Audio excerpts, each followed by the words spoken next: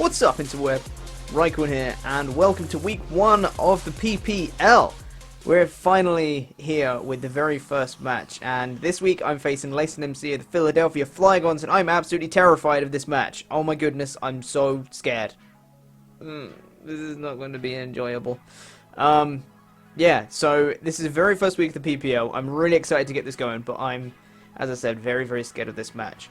Now, I'm going to attempt to do some kind of live commentary. I don't have a capture card, so I can't do actual live commentary, but I'm going to attempt to give you guys the best I can do. You guys will see when we get to the match what I mean by that. But I'm going to go through the team that I've picked real quick. I say real quick, probably not going to be that quick. If you guys don't want to hear me ramble for too long, I'm going to really try and keep it short, but I do have a tendency to talk for a long time about my team. So if you want to skip it, you can click the annotation on the screen right now to go and skip to the battle itself, when I'll be bringing you guys the actual battle in a little bit. So you can skip ahead if you want to, but if you want to stick around, then I can go through the team that I picked, and you guys can see what awful choices I've made. So, let's get right into it. First off, looking at the Philadelphia Flygons, at least MC's team. He has so much bulk, it's not even funny. He has his potential Pokemon that he can be bringing are Mew, Suicune, Volcarona, Skarmory, Mega Gardevoir, Jolteon, Rotom, Mow, Weezing, Hitmontop, and Zaytu. Now, this is crazy. His Pokemon are crazy. Right off the bat, I know I'm going to struggle with Mew because it's so unpredictable. I'm going to struggle with Suicune because it is too damn bulky. I have been swept every single time I've faced a Volcarona. I've been swept by one, so I know I'm going to struggle with that. Skarmory is obviously very, very bulky in the physical side. Mega Gardevoir is quite versatile actually, and is actually really bulky if you want it to be. Jolteon is very quick and is extremely powerful as well. Rotom Mow can be a lot of different stuff. It can be defensive or offensive. Weezing can be very problematic for my team. Hitmontop Intimidate is going to be no fun. Zaytu Magic Bounce is also going to be no fun. So there were lots of things right off the bat that I knew I'm going to struggle with. But I feel like I've come up with a decent team to try and counter some of his things. So straight away I know he's going to be bringing Weezing, or at least I expect him to be bringing Weezing to counter my Mega Altaria. I'm pretty certain he's going to be bringing Weezing. As such, I've got a team based off that, and it kind of spawned from that. So I do have a Pokemon, but it's actually third poke for some reason. But the first poke I'm bringing this week is Fire Monkey the Infernape with a Focus Sash. Now, he has Iron Fist as his ability with Thunder Punch, Gunk Shot, Overheat, and Taunt with 4 HP, 252 attack, 252 speed with a Lonely Nature, so it increases attack and minus defense. Now, the reason for this. Basically, if I see that he's bringing Zaytu, I'm going to lead with Infernape. If he doesn't lead with Zaytu, I'm going to bait him in, because he's going to be scared of the Stealth Rocks. And Stealth Rocks are a big problem for him, especially when he has a Volcarona on his team. Stealth Rocks are going to be a bit of a problem. So, he's not going to want to let me sell my Stealth Rocks. So he's going to want to switch in Zaytu. So I can bait in the Zaytu first turn and just pop it with a Thunder Punch. Or I can just go for the safe Overheat, on depending what's in, depending what he leads with. And the Focus Sash is going to guarantee me a hit on something, pretty much. So I have the Thunder Punch for the Zaytu and for Skarmory, although it's not going to do that much to Skarmory. Just if it comes in on a Thunder Punch, it's still not going to enjoy it that much. An Iron Fist Thunder Punch is pretty damn powerful from a max attack Infernape. So yeah, that's my thought. If I see Zaytu, I'm leading with Infernape, and I'm going to bait the Stealth Rocks, the Stealth Rock bluff, if you like, and I'm just going to pop that Zaytu with the Thunder Punch. It's not going to kill it, but it's a very, very comfortable 2-hit KO. So yeah, I also have Gunk Shot for the Mega Gardevoir. I outspeed it as long as it's not timid, I think. I think that's right, because it's base 100 speed. I will outspeed it as long as it's not timid. So yeah, that will be cool, and I can one-shot it with a Gunk Shot, which will be awesome. I then have Overheat for the Skarmory, and it's also, again, somewhat of a bluff. If he leads with something like Rotom Mow, I can go for the Overheat. If he wants to switch in Zaytu or whatever, I can go for the Overheat. He might think I'm special, and then I can just pop that with a Thunder Punch, like, straight next turn. So we'll see how that goes. And I have Taunt because he has several things that want to do status moves or setup moves like Suicune and Mew and Weezing, and just everything wants to spread status or setup. So Taunt is going to come in really handy, I feel. So that is Fire Monkey the Infernape. The next Pokemon I'm bringing is Celery, the Celebi. And this is a specially offensive Celebi with a Life Orb. So this is a Celebi with Life Orb, Natural Cure as its ability, obviously, with Ancient Power, Energy Ball, Hidden Power, Electric, and Recover. Interesting set, right? I have Ancient Power for the Volcarona, which I'm probably not going to get the chance to use, simply because of my investment. I'm running Max HP, Max Special Attack, Modest. Yeah, I'm running a kind of bulky Special Offensive Celebi, not a quick one. So I'm running Max HP, Max Special Attack, which means Volcarona, if it has any speed investment, is going to outspeed me, and it can, like, one-shot me with a Bug Buzz.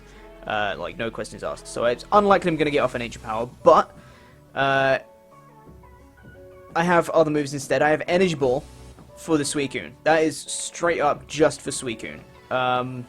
Because I don't like Suicune, and Layson really likes Suicune. He knows how to use it, and I'm not a fan of it, and I can just destroy its life with Energy Ball, pretty much. It's a very comfortable 2-hit KO on a physically defensive Suicune, and even on a specially defensive, I still think it's a 2-hit KO. Life Orb Energy Ball from a Celebi is powerful. I then have Hidden Power Electric, and this is for Skarmory and for Zaytu, potentially. Because quite a good switch-in for Celebi is Skarmory. Because if he sees him going for Energy Balls and Ancient Powers, maybe, he can see that, oh, he doesn't have anything for a Skarmory. Switch in Skarmory, pop, Hidden Power Electric. That's a comfortable 2-hit KO. Really comfortable 2-hit KO. It's nearly an OHKO, I'm pretty sure. And then I have Recover to recover off any Life Orb recoil that I rack up. Plus any damage, because, you know, I'm going to be max HP, so I can take hits here and there. If I have to take, like, a Volt Switch or something like that, I can absolutely eat that up, and I can just recover off the damage, no problem. Combine that with Life Orb Recoil, you know, it's going to be racking up damage. So I have Recover. As I've said, I'm base 100 speed, even with no speed investment. That's still relatively quick. So I should be able to outspeed a few things on his team and fire off Recovers when I want to. He's also going to be scared of Psychic Stab when he has things like Weezing around. He's not going to want to stay in. Even though I have nothing for Weezing on the Celebi, I can scare it out because he's not going to want to take a Psychic or a Psyshock or whatever. So that is Celery, the Celebi. Next Pokemon bringing is Guacamole, the Excadrill. Now this is a very interesting one. I'm bringing Mold Breaker Excadrill for Weezing. It is for Weezing 100%. Mold Breaker Earthquake destroys this guy. If it's a max physically defensive, max physical defense Weezing, Choice Banded Excadrill, that's what I'm bringing. Choice Banded Excadrill, Earthquake on Weezing has a good chance to OHKO it on max physically defensive. I'm bringing a Jolly Excadrill, by the way. Max attack, max speed, Jolly Excadrill. Mold Breaker Earthquake nearly OHKOs, or has a chance to OHKO Weezing. If I can combine that with something like Stealth Rocks, that Weezing's dead. So I'm bringing, as I said, Choice Banded Excadrill with Earthquake, Iron Head, Rock Slide, and X-Scissor. Now, Earthquake is going to be my go-to move, pretty much, because it hits his entire team, pretty much, other than Zaytu and Skarmory.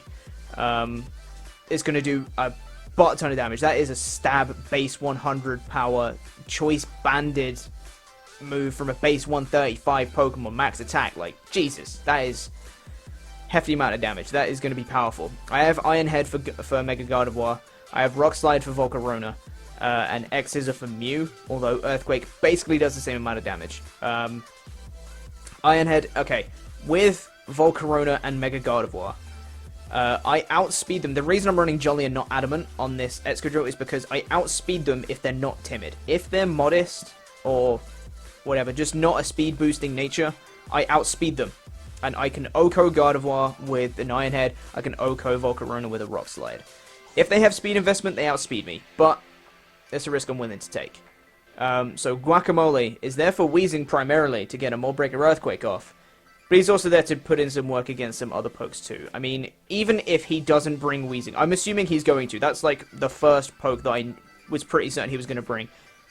If he like pulls like a double, I guess if you want to call it that, in the fact that I've prepared so much for it that he's not going to bring Wheezing, I still have a Choice Banded xKito on my team. Like, that's going to put in some fine work. Like, he's not exactly slow. Base 88 speed isn't that much, but when you put max speed Jolly, that's still pretty damn quick. So, yeah, that's Guacamole the xKito.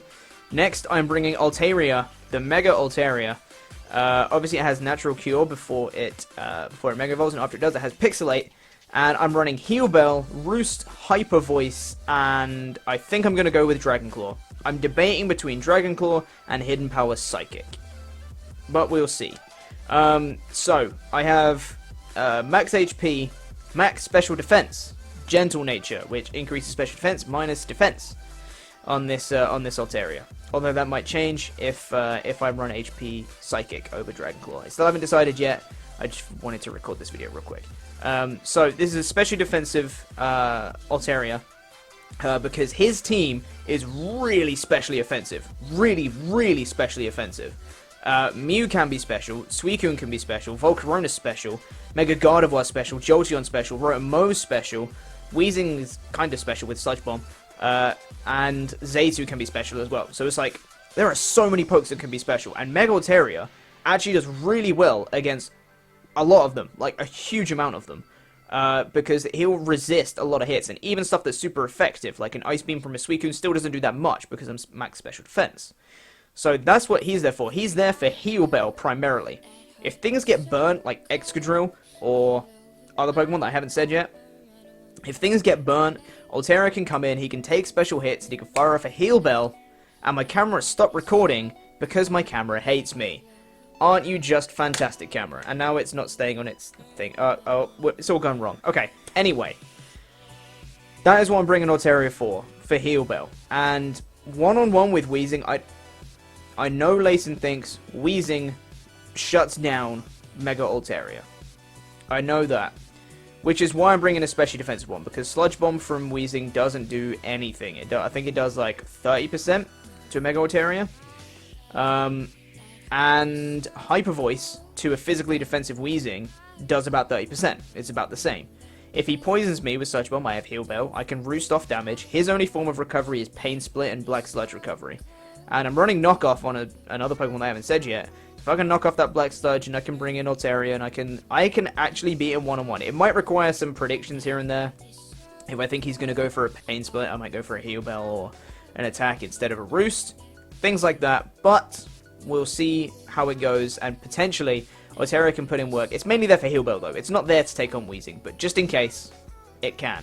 I'm considering running HP Psychic to hit the Weezing, potentially. I'm also running Dragon Claw, 1 because it's stab, and 2 because if it's a specially defensive Weezing, Hyper Voice isn't going to be doing a damn thing. Specially defensive Weezing can put in work, so I want to run Dragon Claw just in case. If he is that, then Dragon Claw does a hell of a lot more than Hyper Voice on a specially defensive Weezing. So, yeah. But that's not what Altaria is mainly there for. It's there for Heal Bell and it's there for Roost. Just there to soak up special hits. That's basically what Mega Altaria is there for. So that is Altaria. The 5th Pokemon I'm bringing now is Rhypharia the Rhyperior. And this is a max physically defensive. I love this guy so much. Max physical defense. Rhyperior Leftovers with Solid Rock as its ability with Stealth Rock, Roar, Rock Slide, and Mega Horn. Max HP, max defense, 4 attack, Adamant. I'm actually running Adamant and not Impish. So, this Rhyperior is there to set up rocks if he brings Volcarona. Set up rocks is always handy. And then he can Roar stuff. If stuff wants to set up on him, if he brings in like a Suicune, he's going to predict me to switch, probably. Because I'm not going to want my Rhyperior to die to a Scald. If he goes for like a Calm Mind or something like that on the first turn, I can just Roar him out. And then it's like, it's just there for phasing. It's always handy to phase things out. Don't want anything setting up on me. I have Rock Slide for Volcarona, just in case I get the opportunity. Highly, highly unlikely I get the opportunity, but it's Stab move and Volcarona, whatever. And then I have Mega Horn for Mew, pretty much. I'm really lacking in ways to deal with Mew in this thing, and I didn't know what to bring to deal with it. I have Mega Horn on Rhyperior. It's probably not going to be that useful because Mew can burn me if it has Will-O-Wisp. It can burn me before I get a chance to actually use Mega Horn, but we'll deal with that later.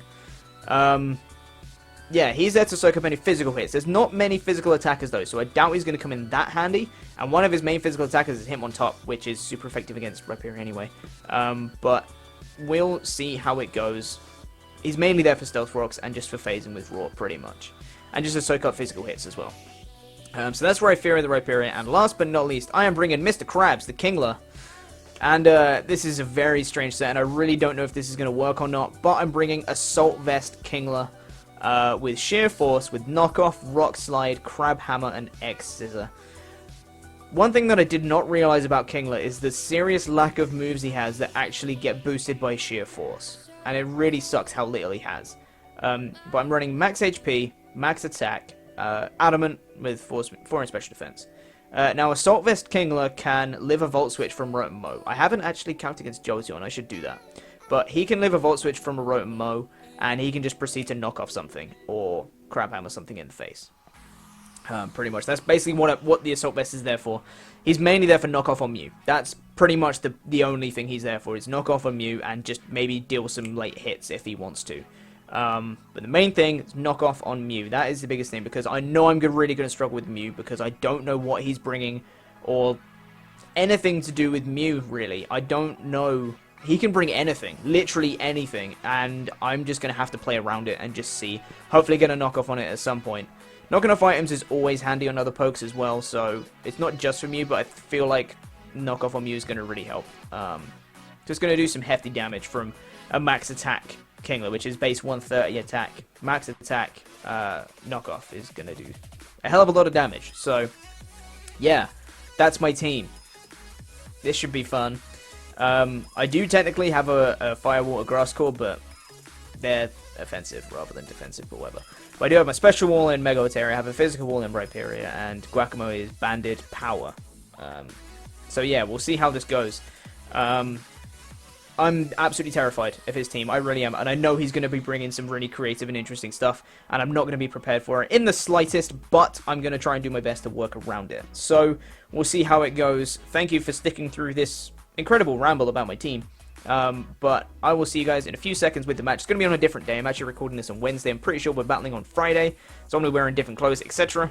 But I will see you guys in just a little bit with the match. So, thank you for sticking around. Let's get on with the match. And here we are with the match against Layson MC and the Philadelphia Flygons. Now, there's a couple of things that I want to say before we get the match underway. One, I'm really, really upset because I wanted to do this in my version of LiveCom, which was going to be my live commentary. I recorded live commentary, full live commentary with camera and the mic and me doing live reactions and all that stuff. And I was going to put it and sync it in time to the post-recorded battle. So I was going to freeze the video after every turn as if it was live commentary. That was my idea, and I was going to do it, and then my editing software was playing up. I couldn't, I don't have the time to do that. It was a hell of a lot more work than I thought it was. I don't have the time to do it, and my camera stopped recording halfway through, so it would have just been my audio recording for half the battle. And there's just so many things that just went wrong that I'm going to have to do post-commentary. Just straight post-commentary, which I'm really upset about because I spent a lot of time in preparation before the PPL started. I spent a lot of time getting everything ready to do this version of live commentary, and now I can't do it, which is really, really frustrating. But I'm going to do post-commentary, and we'll leave it at that. Now, one thing as well you might notice on the screen already is that I actually made a change to my team. From the team when I recorded the team breakdown to the time of the actual battle, I decided to bring Bowtruckle the Sneasel instead of Mr. Krabs the Kingler. Now, this Sneasel is max attack, max speed, jolly, with knockoff, ice shard, poison jab, and taunt are its 4 moves, and it's guaranteed to outspeed Mew if it's not scarfed. It's guaranteed to outspeed Mega Gardevoir for a poison jab. It can taunt things. It's just very useful mon to have, and I preferred it over Kingler, so I'm bringing Sneasel. Now we get on with the actual match, and this is another reason why I'm really upset I can't do live commentary, because my live commentary I felt like was actually pretty good, and you guys could see my nervousness my nerves is what I'm supposed to say. You can see my nerves and my legit thought process, and now I'm gonna have to try and replicate that, but we'll get into that. So, Lace's team that he brought is Mew, Volcarona, Hitmontop, Mega Gardevoir, Suicune, and Rotom Mow. Now, I was quite spooked when I saw the team preview. The fact he wasn't bringing Weezing, there was no Skarmory, there was no Zaytu. I was like, oh Christ. I prepped for a lot of Pokemon that aren't there, so I was like, oh crap. I'm going to have to try and pull something here. So I figured he'd probably lead with Rotom Mow, and I wanted to lead with Altaria, to get off my Mega Evolution early, so I could get that increased special defense and just be a bit of a special wall really early on in the match. That's exactly what I'm going to do. Let's get right with the match. I'm going to lead with my Mega Altaria. As I said, let's see how this goes. Week 1 of the PPL. Let's start this thing. So this is Ishwin the challenge, and as I said, I'm going to lead with my Altaria, hoping to get that Mega Evolution off early.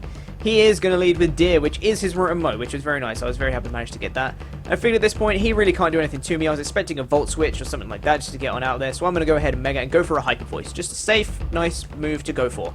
It's just powerful nonetheless, but he's going to go for the Will-O-Wisp and miss, which isn't too much of a big deal. I have Heal Bell on this Altaria, so it's not a huge deal. I'm going to get a good amount of damage with that Hyper Voice on this Rotom Mow, so not bad at all on that. He's going to reveal the Pain Split on the next turn, which is... it's not that bad. I have Roost on this Altaria, so it's like, it doesn't phase me. I can Roost damage. I'm going to go for another Hyper Voice, which is obviously going to do exactly the same amount of damage because he got back up to full with the Pain Split. And I realized he can just keep going for Pain Splits. I'll just wear him down. It's absolutely fine. Now, he realizes that he can't do this all day, so he's going to go for a Volt Switch and get on out of there. And as I'm just going to go for another Hyper Voice again, because I figured it was just my best play. Just keep spamming Hyper Voice until I have a reason to do something else. He's going to go into his Volcarona and go, I'm going to go for a Hyper Voice, as I said. It's not going to do anything because it's resisted hit. So, the Hyper Voice does nothing, and I see that he's a Leftovers Volcarona, which leads me to believe he's a bulky variant, doesn't have speed investment, or little speed investment. He's just going to go straight for a Bug Buzz at this point, which was... okay, on my part. I wasn't too phased. I just decided to go for a Dragon Claw, kind of hoping he... well, not hoping. If he went for a Quiver Dance, then it wouldn't be too threatening because I'm a max special defense Mega Altaria, and special hits don't phase me. Now, he's going to switch out his Volcarona on the next turn, not wanting to let it die to another Dragon Claw. He's going to go out into his Suicune right now, and as I go for the Roost, predicting either the Switch or the Quiver Dance. I did get the special defense drop, which kind of sucks, and I wanted to just get the hell on out because I didn't want to be staying at -1 special defense when Altaria's main purpose is to be a special wall. So I'm going to switch out into my Celery. Oh, by the way, none of my pokes have nicknames, which really sucks because I thought I did them and I didn't. I switch in Celebi on this Suicune as he goes for the Icy Wind, which is going to make me slow, which is fine because I'm not a quick Celebi. I'm actually a bulky variant, max HP, max special attack, modest. So he's going to be scared of the Energy Ball or the Grass Stab. As I do reveal I am special, go for the Energy Ball on this switch into the Volcarona, which isn't going to do too much. I didn't want to over-predict. I could have gone for the Ancient Power there, but I did not want to over-predict at that point. I didn't want to take any more necessary damage on this Celebi, staying in on the Suicune. So, now at this point, I do not want to take a Bug Buzz, so I'm going to go into my Altaria as he goes for the Flamethrower, which is absolutely fine. I can eat that up.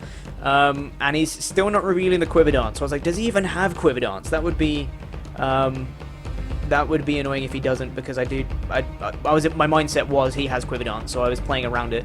And he's going to switch out his Volcarona into his Suicune, predicting the Dragon Claw again, and that is exactly what I do. I go for the Dragon Claw again, and it turns out this is a physically defensive Suicune with the Rocky Helmet, so I'm going to take a little bit of recoil damage, and that Dragon Claw does absolutely nothing. Which isn't too much of a big deal. Again, Altaria's not there to put in damage, it's there to soak up special hits. So, I'm going to switch out back on into Celebi again as he goes for a Toxic, which absolutely fine. I have Natural Cure on Celebi, so I can just switch out and the poison's gone. So, did not worry me at all. And now, at this point, I try to make a play here, predicting him to switch back into his Volcarona again. I go for the Ancient Power this time, but he switches out into his Rotom Mow, and this Life Orb Ancient Power is still going to do a respectable amount of damage to this Rotom Mow, and I don't get the stat increases, which was another kind of reason I went for, as even if he does stay in, I'm going to hopefully get the stat increases, and that will be fun, but I don't.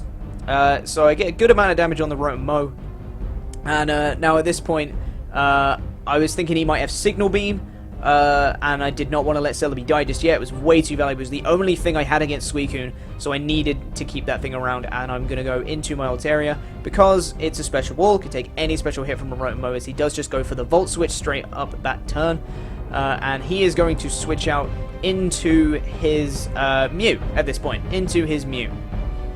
Now, he's going to reveal he has the Ice Punch. I was kind of scouting here to see if he did have an Ice or a Poison move, and he does. He has the Ice Punch, but I do manage to live it just.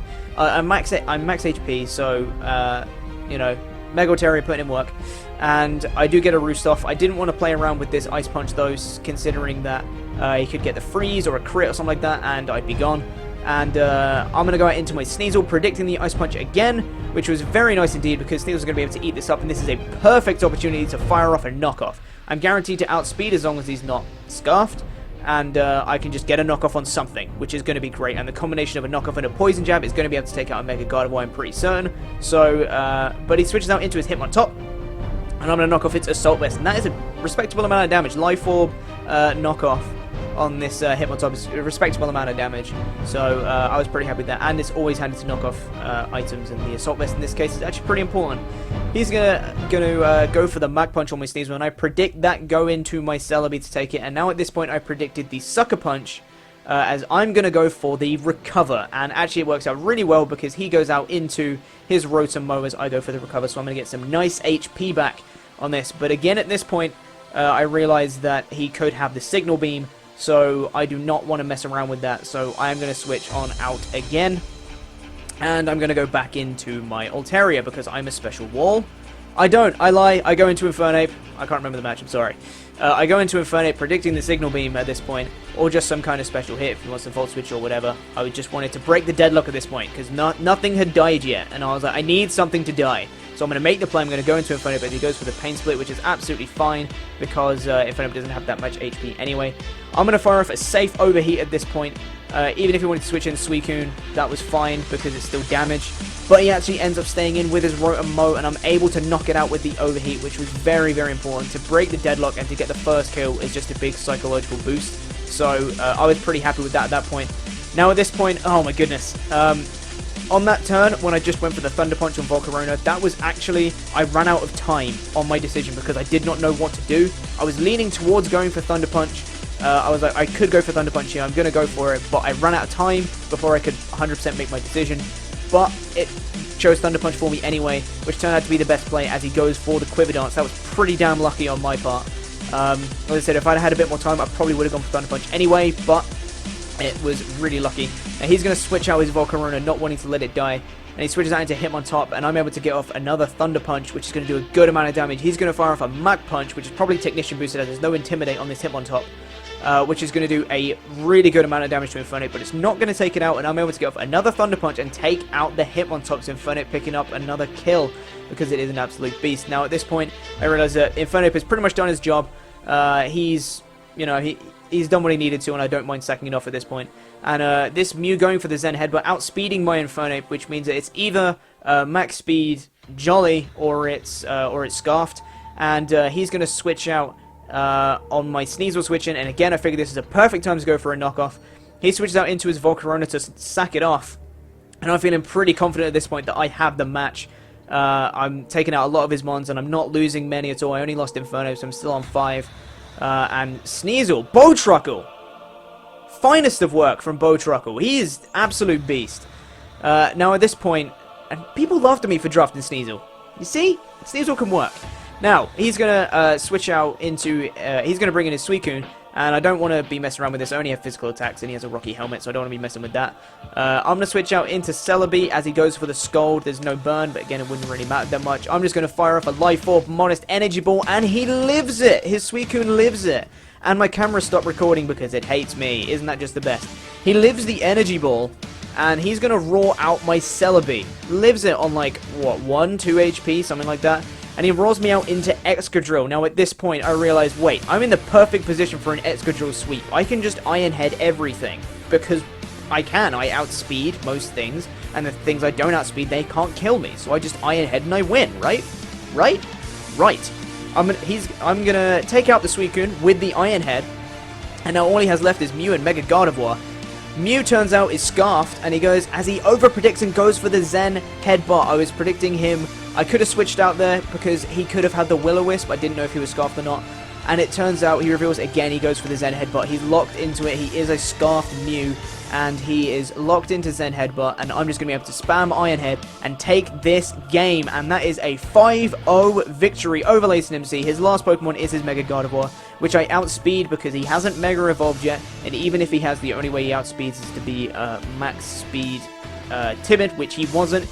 It turns out he was max HP, max special attack, and this Iron Head is just going to take it out. And I'm going to play a clip real quick of the audio recording of when I won this match, because I was hype as hell.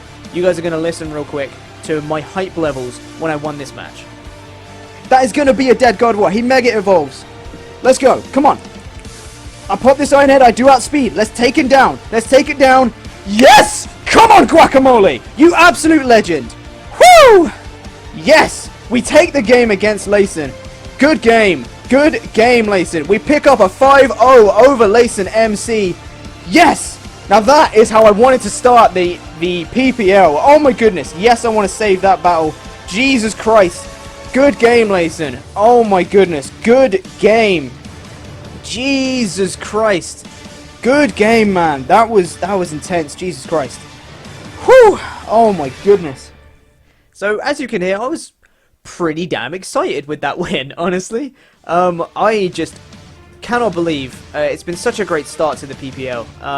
Picking up a 5-0 victory in week 1 is absolutely incredible, and I'm actually sitting at the top of the table after week 1 because I was the last match to play. I know all the other results, and I am sitting at the very top of the table. I'm in first place after week 1, which is insane. Like, I can't even believe that. That was absolutely crazy, but it was a really great game from Layson MC. That was so much fun. And it was unfortunate he had the Willow miss at the start. As I said, it didn't really matter too much. I did have Heal Bell. There's a couple of things that went my way when I ran out of time, and I ended up going for the Thunder Punch, which is probably what I was going to go for anyway. Turned out to be the best play. Yeah, it was just so many things that went in my favor in that match. But we pick up the 5-0 victory in week 1, which means we're at the top of the table in the PPL, which is pretty damn awesome. I'm so excited. I'm so frustrated that I could not do the live commentary for you, but we'll deal with it. In future weeks, I'm just going to be doing post-commentary. I'm not going to go through the stress of making these things live commentary. I really wanted to do live com, but I don't have a capture card. I can't do actual live com, otherwise I would. And I have so much other stuff going on right now, as you guys know. If you saw my update video, you know I have so much going on right now that I don't have time to do this. So I'm just going to be doing post-commentary in future, which I'm sorry, but I have to save up for a capture card and do it another time, I guess. So yeah, thank you for watching week 1 of the PPL. I hope you guys enjoyed this. If you did, please make sure to leave a like, leave a comment showing your support for the Nottingham Forest curse. We are 1-0 right now, and let's see if we can keep this momentum going into week number 2. Next week, we're facing Parasect Jermaine, Shroom Raver, the coach of the Parasect Jermaine. We are facing him, and let's see how we do in week 2. If you feel like it, you can subscribe and keep up to date with future uploads, such as next Sunday, which will be week 2 of the PPL. So we'll see you guys then. See you next week for match number 2. Toodaloo.